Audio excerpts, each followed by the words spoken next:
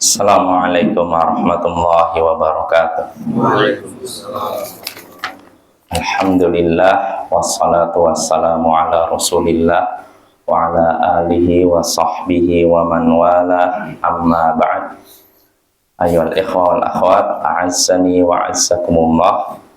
Biasa di malam Kamis kita mengkaji hadis-hadis Nabi sallallahu alaihi wasallam yang ada dalam kitab Al-Arba'una Haditsan fi Fadli La Ilaha Illallah.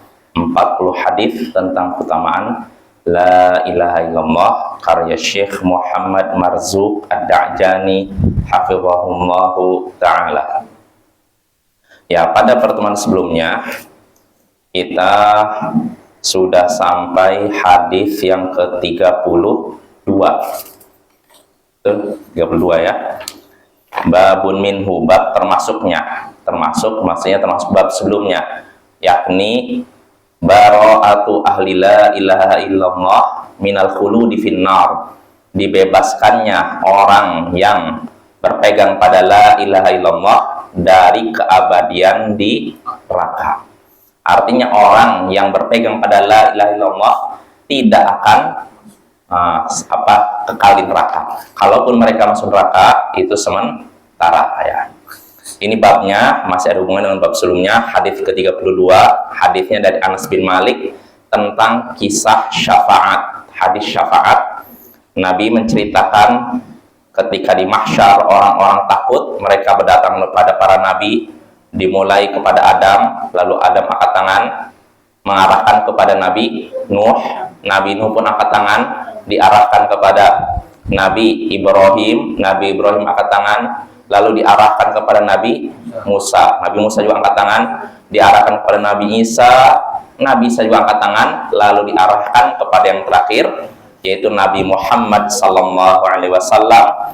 Lalu beliau pun mendatangi arsy, di bawah arsy beliau sholat sujud lalu berdoa lalu menangis. Nah, lalu setelah itu Allah pun berkata kepada Nabi, ya Muhammad, irfa' ra'sa wa qul yusma' wasal tu'tah washfa' tushaffa'. Wahai Muhammad, angkatlah kepalamu, ucapkanlah, niscaya perkataanmu didengar, mintalah, niscaya permintaanmu diberi, dan berilah syafaat, niscaya engkau diizinkan memberi syafaat.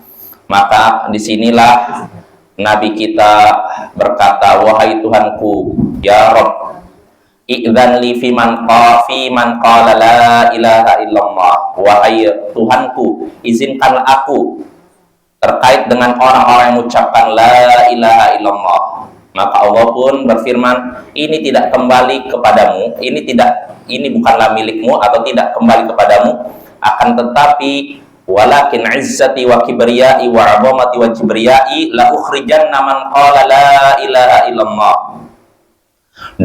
Akan tetapi demi keagunganku, kebesaranku, kemuliaanku, sungguh akan aku keluarkan orang yang mengucapkan la ilaha illallah. Sini Allah bersumpah demi kemuliaannya, keagungannya, bahwa Allah akan mengeluarkan orang yang mengucapkan la ilaha illallah. Dari mana? Dari neraka ya. Ini hadis yang agung ya, tentang hari mahsyar, di mahsyar nanti. Nah, kita sudah menyebutkan beberapa faedah, di antaranya pertama, keutamaan orang yang mengucapkan la ilaha illallah. Seandainya di sini kata Syekh, kalau seorang muslim masuk neraka karena dosa-dosanya, maka mesti dia keluar dari neraka karena kelebihan kalimat la ilaha illallah. Artinya walaupun dia memang masuk neraka gara-gara dosa, gara-gara maksiat, pasti dia akan keluar dari neraka karena dia masih berpegang pada la ilaha illallah. Ini faedah pertama. Faedah kedua, di sini ditetapkannya syafaat bagi Nabi kita, dan itulah kedudukan terpuji yang sudah Allah janjikan ya. Itu faedah kedua. Lalu faedah ketiga, fadlun Nabi sallallahu alaihi wasallam ala sairil anbiya. Keutamaan Nabi sallallahu alaihi wasallam di atas semua nabi. Nabi kita ini adalah nabi yang paling mulia, rasul yang paling mulia dibandingkan semua nabi dan rasul. Ya, ini sepakat ya, tidak ada yang berbeda pendapat para ulama Bapak ya dalam hal ini. Itu faedah ketiga. Lalu faedah keempat, dzikrul isti'dzan lil qiyami bisyafa'ah fahiya milkun lillahi ta'ala. Disebutkannya meminta izin untuk memberikan syafaat. Minta izin untuk memberikan syafaat. Artinya, nggak ada nabi tidak bisa memberikan syafaat kecuali setelah minta izin kepada Allah, lalu Allah izinkan. Ya. Kenapa bisa begitu? Kok harus di sini kok disebutkan minta izin? Fahiya milkun lillahi ta'ala. Karena yang namanya syafaat itu milik Allah, bukan milik nabi kita, bukan milik orang soleh, bukan milik orang yang berjihad jalan Allah, bukan. Milik Allah semata. La yahiqu li ahadin al-qiyamu biha hatta yasta'dzin. Karena itu tidak pantas, tidak berhak seorang pun memberikan syafaat sampai meminta izin kepada Allah. Jadi nggak bisa siapapun ya. Qala ta'ala qul lillahi syafa'atu jami'a. Allah berfirman, katakanlah milik Allah lah semua syafaat. Jadi Bapak, ini surat Az-Zumar 44. Jadi milik Allah lah semua syafaat. Maka kalau kita ingin mendapatkan syafaat dari nabi, dari orang soleh, dari para mujahid, dari malaikat, mintanya kepada siapa? Allah. Bukan minta kepada nabi, bukan minta kepada malaikat, bukan minta kepada orang soleh. Jadi doain kepada Allah, ya Allah berilah syafaat nabimu ya Allah. Nah seperti itu. Karena syafaat itu milik Allah. Ya, walaupun Allah, kenapa para nabi memberikan syafaat ya? Karena Allah ingin memuliakan nabi dengan cara udah berikan syafaat. Ya seperti gini Bapak ya. Contohnya inilah, kalau saya berikan gambar seperti gini. Misalkan anggap saya ini sebagai pimpinan di sebuah perusahaan, atau saya kepala negara lah misalkan. Nah, lalu ada rakyat warga negara kita yang melakukan kesalahan.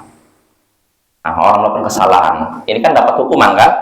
Nah, namun mungkin kan istilahnya ada apa? Istilahnya kalau di Indonesia remisi Bapak ya. Nah, biasanya hari-hari tertentu di ini kan? Nah, ya iya hari Merdeka atau apa. Nah, bisa jadi saya nggak menunjuk orang ini diberikan keringanan, ini dibebaskan enggak. Tapi saya tunjuk seorang, kamu silahkan tunjuk orang yang menurut kamu bisa dibebaskan. Nah, ketika orang udah si fulan bebas, apakah mungkin dia bisa bebaskan tanpa izin saya? Nggak bisa kan? Izin harus hak dia bebas atau tidak pada saya. Tapi saya mengizinkan seorang untuk membebaskan dalam rangka memuliakan orang saya tunjuk ini. Oh berarti orang saya tunjuk ini punya kedudukan yang mulia dekat saya, ibaratnya begitu. Nah begitu pula nabi kita. Syafaat itu milik Allah. Lalu ketika Allah mengizinkan nabi kita memberikan syafaat, itu dalam rangka menunjukkan apa? Kemuliaan nabi kita. Oh, nabi diberikan izin, diberikan syafaat. Para mujahid, malaikat, apa ya? Nah, ini ya. Jadi sekali lagi, Allah para nabi atau siapapun tidak bisa memberikan syafaat sampai minta izin kepada Allah. Kalau Allah tidak izinkan, bisa beri syafaat. Ya, harus minta izin karena syafaat itu milik Allah.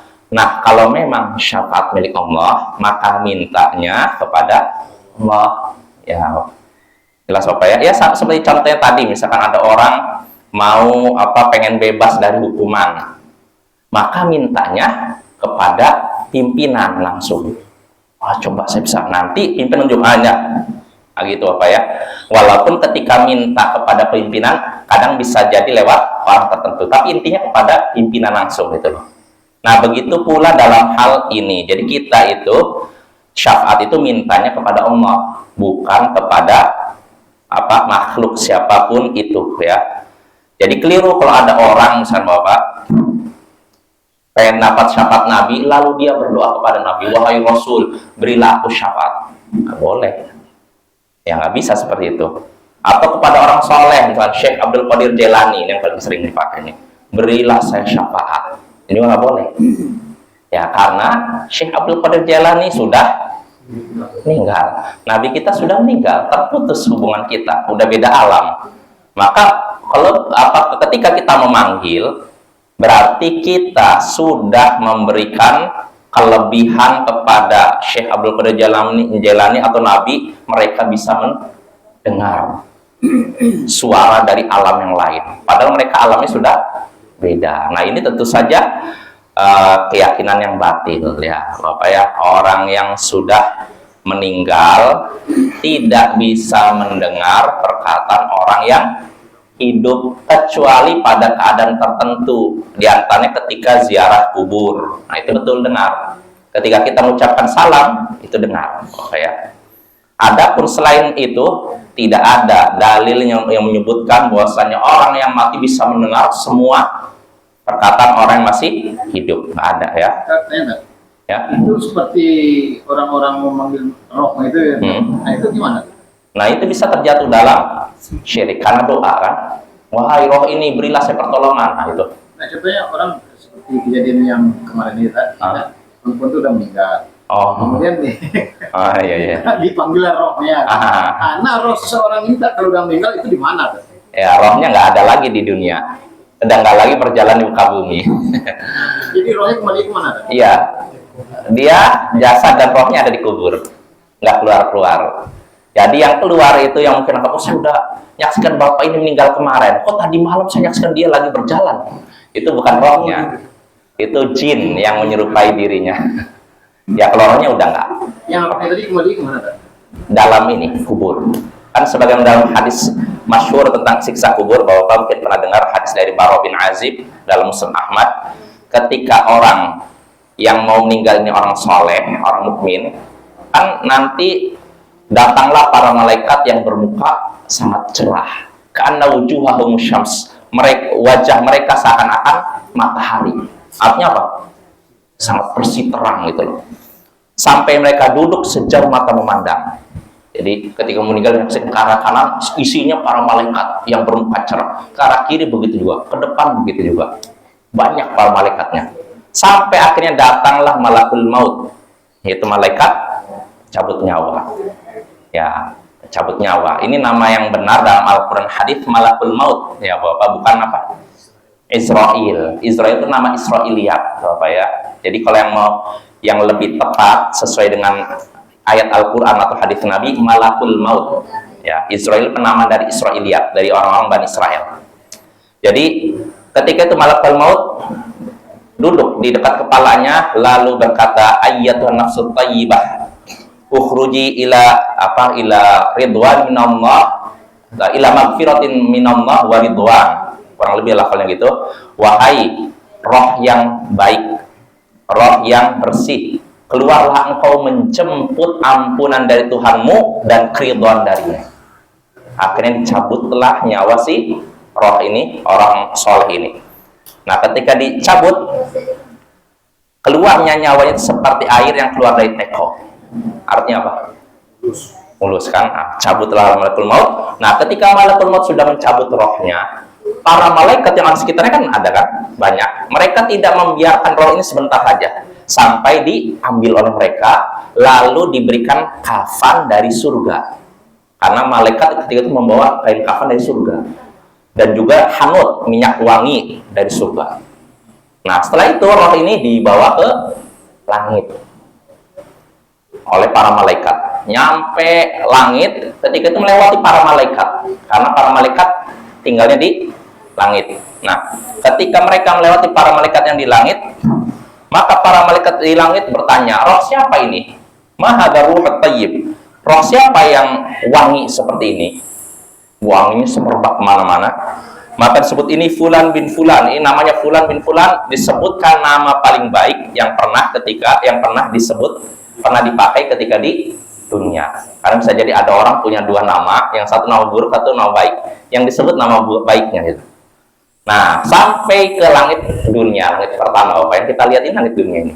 Langit itu ada 7 lapis. Lalu diminta langitnya ini, pintu langit pertama ini ke dunia ini kan ada pintunya kan, langit dunia. Nah, ketika itu para malaikat minta dibukakan pintu langit dunia. akhirnya dibuka.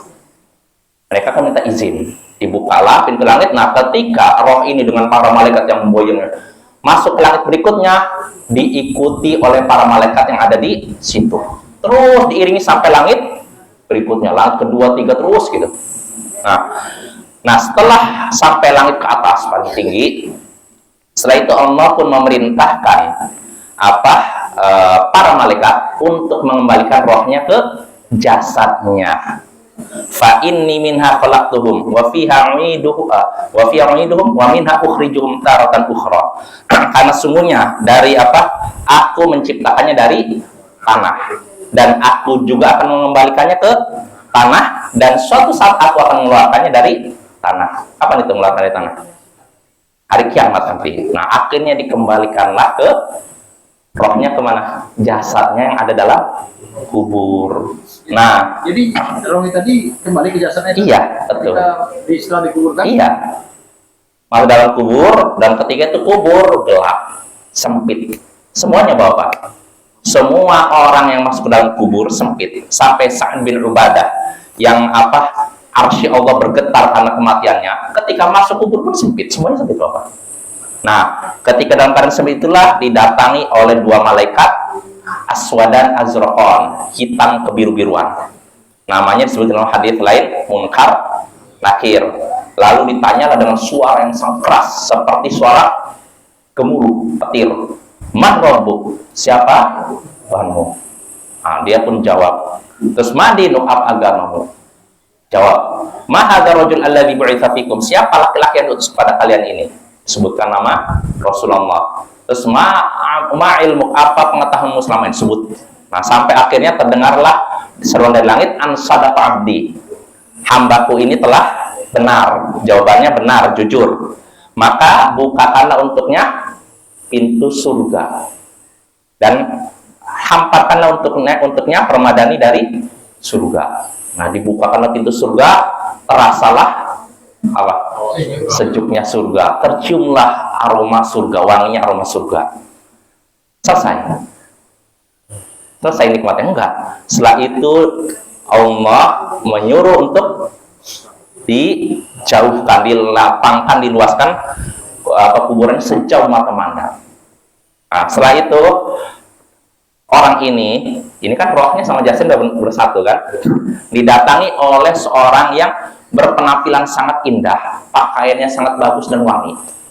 Maka orang ini berkata, man fawajhuka wajhu yaji'u bil khair. Siapa kamu ini? Wajahmu ini wajah yang membawa kebaikan. Baru dari mukanya nampak, oh ini kayaknya bawa kebaikan nih.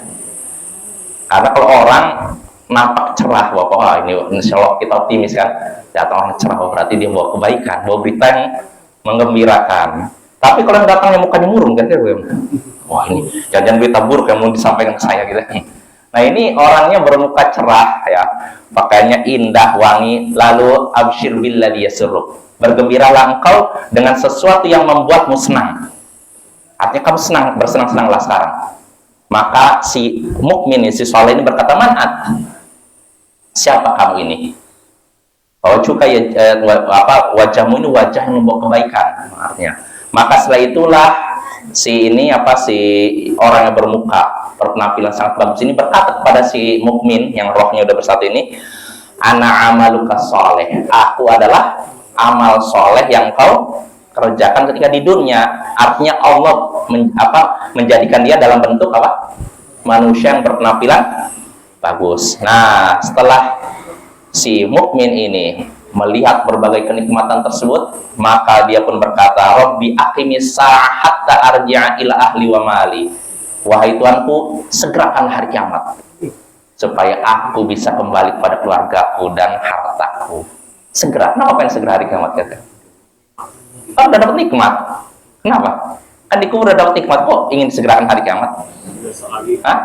Ya karena apa? Dia nyaksikan, dibuka setiap pagi dan petang, tampakkan ini surga, ini tempat kamu di surga begini. Bayangkan, wah, setiap hari saksikan, oh itu tempat saya di situ. Oh, orang udah ngeliat surga pengen masuk surga aja, Bapak. Nah, dia udah merasakan nikmat, tapi ketika dibukakan surga, dia merasa saya pengen masuk situ gitu. Dia pun berdoa ingin segera ada hari kiamat, segera didatangkan hari kiamat, segera datang hari kiamat. Nah, di sini disebutkan kan rohnya dikembalikan ke jasad yang ada dalam kubur. Ini orang mukmin, begitu juga orang yang kafir. Nanti rohnya juga dibawa. Setelah itu minta, udah nyampe pintu langit dunia, pintu langit pertama, minta dibukakan lalu ditolak. Setelah itu Allah pun nyuruh dilemparkan rohnya, roh kafir dari langit dunia ini. Lemparkan sampai akhirnya masuk ke dalam jasadnya dalam kubur lalu disiksa. Ya, kalau tadi kan orang mukmin diberikan nikmat, tapi kalau orang kafir disiksa. Nah, ini menunjukkan roh kita, kalau kita sudah meninggal, roh kita berada di jasad kita, Makanya nanti yang ditanya dalam kubur bukan cuma roh saja, tapi jasad kita juga. Jelas ya? Rohnya itu nggak gentayangan loh. Ya, jadi rohnya di dalam kubur kita. Ya, jadi nanti yang merasakan nikmat atau merasakan pedihnya siksa kubur, merasakan nikmat kubur dan siksa kubur, roh dan jasad. Bukan cuma jasad saja atau bukan cuma roh saja. Ya, jelas ya? Nah, maka sekali lagi tadi nggak ada dalam Islam namanya roh gentayangan. Roh gentayangan cuma ada di TV saja, di film horor. Itu dalam hadis ada ya? Oh iya, hadis. Dan sepakat para ulama, Imam Ibnu Hazm sampai menukil ijma, kesepakatan para ulama bahwasanya roh Nabi kita tidak ada lagi di muka bumi ini. Jasadnya, kalau Nabi, jasadnya di dalam kubur, rohnya di surga. Ya, artinya nggak ada yang gentayangan. Nabi kita aja nggak gentayangan, apalagi roh bapak kita, kakek kita. Itu kalau Nabi kita ya? Iya. Kalau manusia yang biasa tadi sampai hari kiamat ya, pasti rohnya di jasad ya? Iya, betul. Ya, itu sebagaimana dinukil oleh Imam Abu Syamah, Ibnu Abu Syamah dan juga Imam Ibnu Hazm. Ya, jadi nggak ada namanya roh gentayangan, Bapak ya, sekali lagi nggak ada. Jadi kalau ada suatu hari kita tahu ada orang meninggal, lalu di malam harinya kita lihat orang yang meninggal itu, maka ketahuilah itu bukan rohnya, yaitu jinnya. Dan yang kita tertipu. Orang-orang mati syahid di surga juga ya? Ya, dia dalam ya, begitu juga roh syahid, roh para nabi di surga. Maksudnya yang anak-anak yang belum balik. Iya. Kalau anak-anak kalau mereka nanti di surga betul, tapi kalau rohnya Allah, saya nggak tahu. Tapi kalau dalam hadis, ya ada.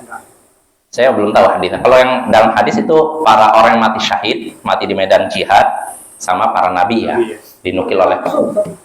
Langsung. Ya mereka nunggu di sana. Dikembalikan ke kubur. Allahu a'lam, apakah mereka dibalikan ke dalam kubur dulu, setelah itu rohnya di sana? Tapi dalam hadis sebutkan gitu, roh mereka berada dalam burung-burung di surga. Jadi mereka udah merasakan nikmat dulu sebelum nikmat itunya. Jadi luar biasa itu, terutama orang mati syahid, Bapak ya. Ya, jadi kesimpulannya nggak ada namanya roh gentayangan, itu cuma ada di film horor. Maka kita nggak usah percaya kalau misalkan suatu saat ada orang kesurupan lalu berkata, saya ini rohnya fulan.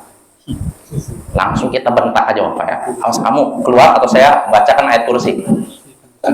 Saya jadi ingat teman saya, Bapak, dulu tuh pernah saya kejadian waktu dulu di Ma'had, kesurupan dia.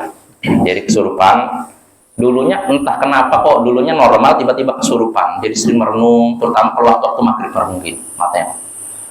Nah, suatu hari kesurupan. Nah, kebetulan yang ngeruqyah bukan saya, teman saya. Jadi ketika diruqyah, tiba-tiba ngomong nih jinnya, oh saya ini kakeknya kok, kakeknya. Akhirnya teman saya kan udah belajar kan, kamu ini saya pukul kamu. Oh iya bukan saya bukan kakeknya, diganti lagi. Jadi namanya jin itu, Bapak, itu memang terkenal suka bohong ya. Maka jangan percaya walaupun sekilas yang diperintahkan baik. Oh, panggil anak saya yang ini, panggil anak saya ini, saya ingin nasihati mereka. Oh, kamu jaga sholat ya. Itu kalau orang kesurupan tuh, kita tanya-tanya gimana? Jangan. Jadi gini, Bapak ya, kita kan sudah tahu dalam hadis sebutkan man ata'arrafan fasa'alahu an syai' lam tuqbalu salatun arba'ina yauman. Siapa yang mendatangi arraf? Arraf itu orang yang aku tahu barang hilang. Oh, barang hilang di sini, kamu mungkin hilang di sini. Nah, siapa yang mendatangi arraf lalu bertanya kepadanya tentang sesuatu, maka sholatnya selama 40 hari tidak diterima. Arraf itu orang ngaku tahu barang hilang. Saya menanya, arraf ini kan ngaku tahu barang hilang. Siapa ngasih tahu dia barang hilang? Jin. Bosnya jin kan? Nah, kalau bertanya kepada anak buahnya, sholat 40 hari nggak diterima.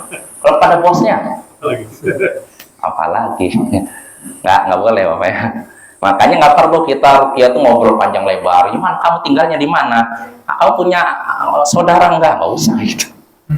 Kamu udah berkeluarga belum? Nggak usah Bapak ya. Hah? Ah, itulah. Tapi kalau untuk nasehati nggak apa-apa. Karena jin tuh biasanya jin tuh kan nggak semuanya kafir. Ada juga yang muslim. Nah, kesempatan nasihati. Mudah-mudahan dia sadar. Jadi dakwah, Bapak, yang namanya dakwah itu bukan cuma kepada bangsa manusia, bangsa jin juga perlu kita dakwah, Bapak ya. Dan inilah apa kebiasaan para ulama. Syekh Muqbil bin Hadi Al-Wadi'i, beliau di Yaman, beliau pun ketika meruqyah, beliau nasihati para jin. Bukan kenalan, Bapak, bukan kamu dari mana asalnya, Pak, tapi nasihati. Jadi ketika dinasihati, kamu gini, bertakwalah kalian kepada Allah, belajar, taklim, disuruh taklim Bapak ya.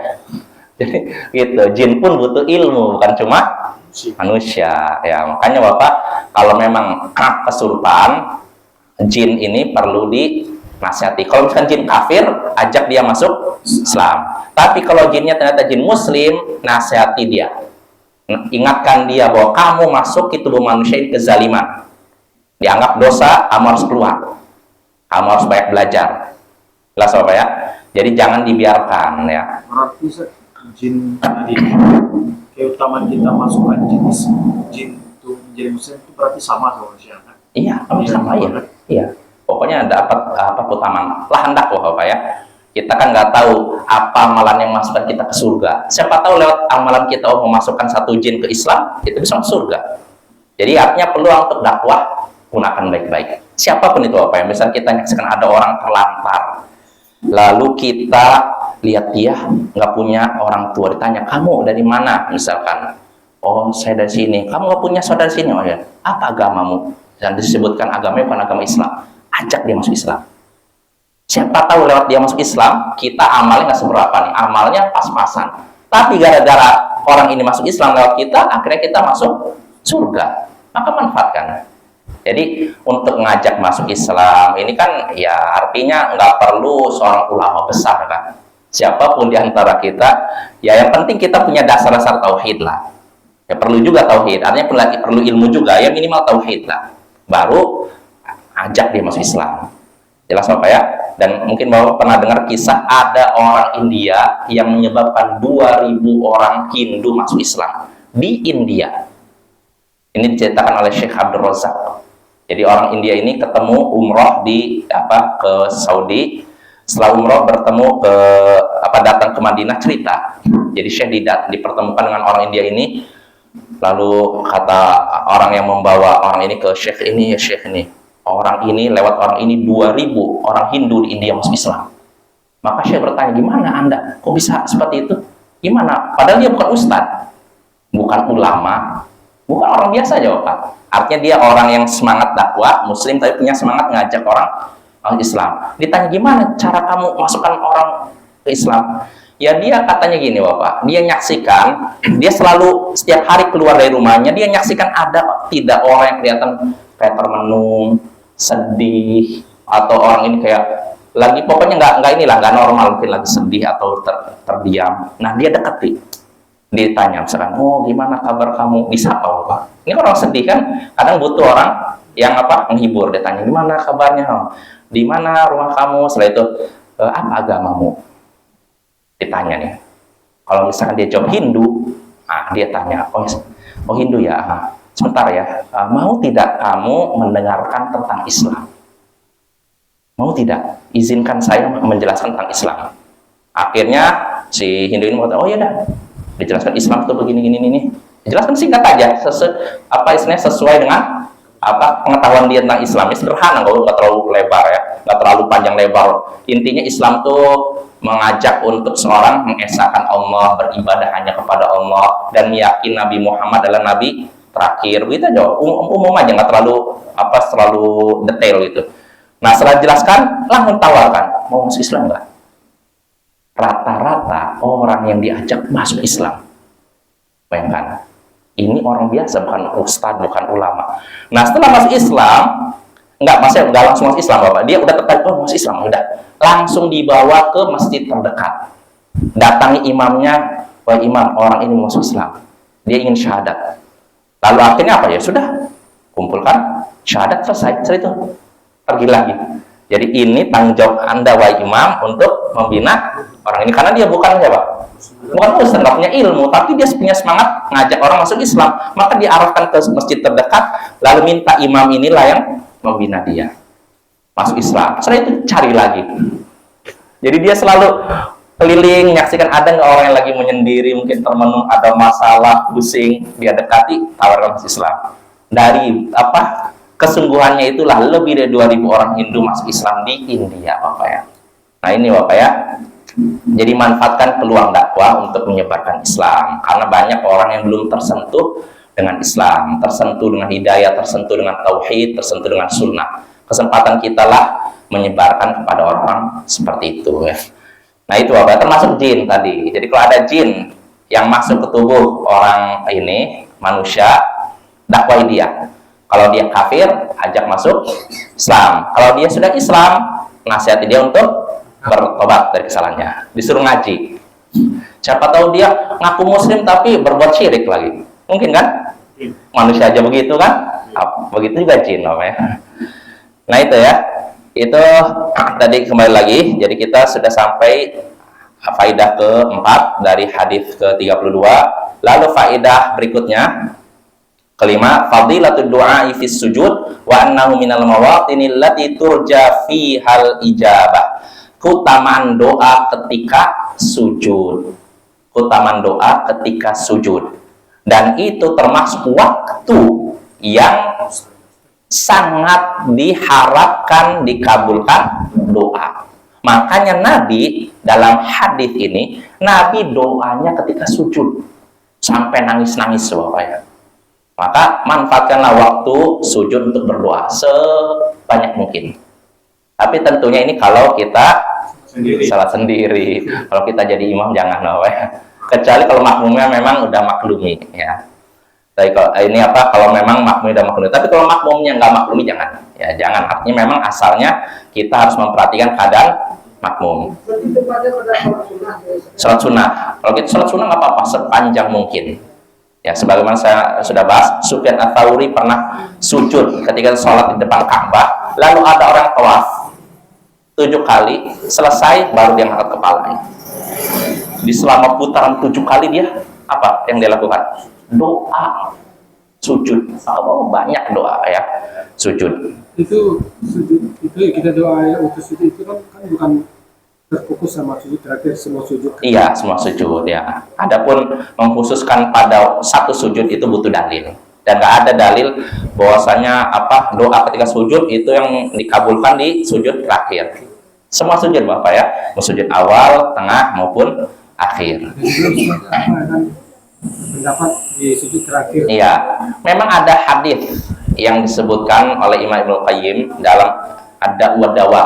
Itu kisah dari sahabat Abul Mu'alla. Abul Mu'alla ini dia keluar dari Madinah untuk berdagang, lalu di tengah jalan dihadang oleh perampok, dirampas semua hartanya, bahkan ingin dibunuh. Nah setelah itu Abu Mu'alla ini menyatakan, udah kalau gitu saya izinkan saya untuk sholat. Ya udah sholatlah.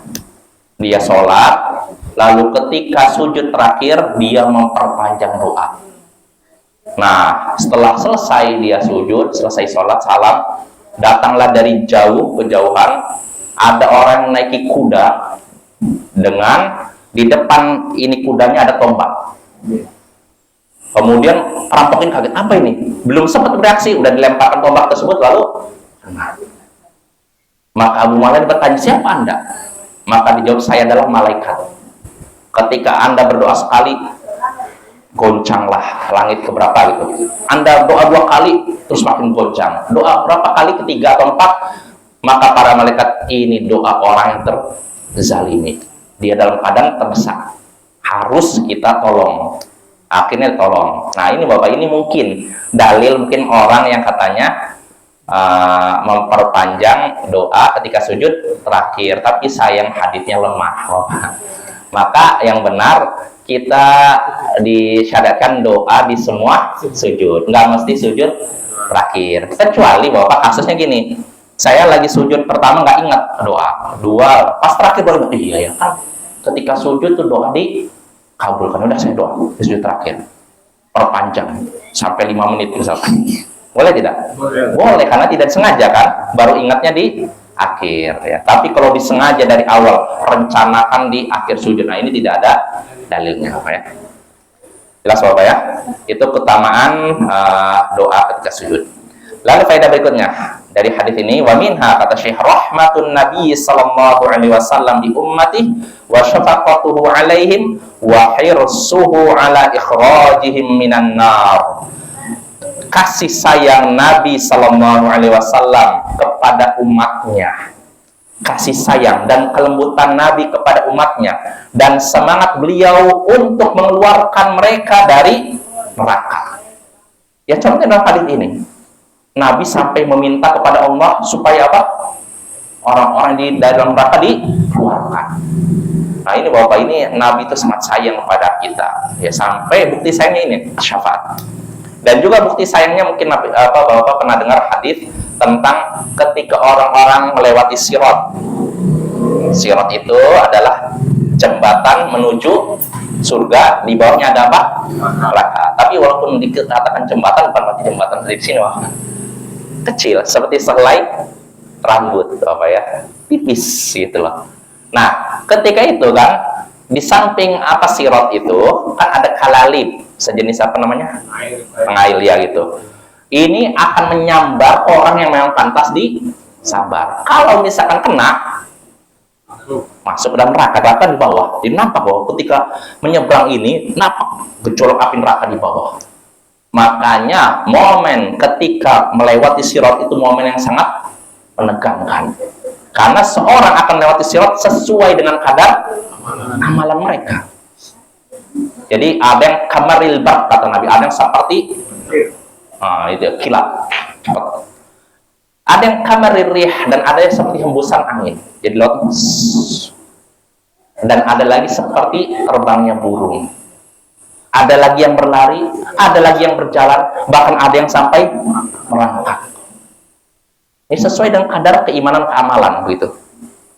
Nah, kata Nabi, famakdusun najin wa makdusun finnar. Orang yang terkena kalalib tadi, lalu robek, sudah robek, dia selamat sampai ke wa makdusun, sedangkan orang yang terkena itu sehingga terpelanting, dia masuk ke neraka.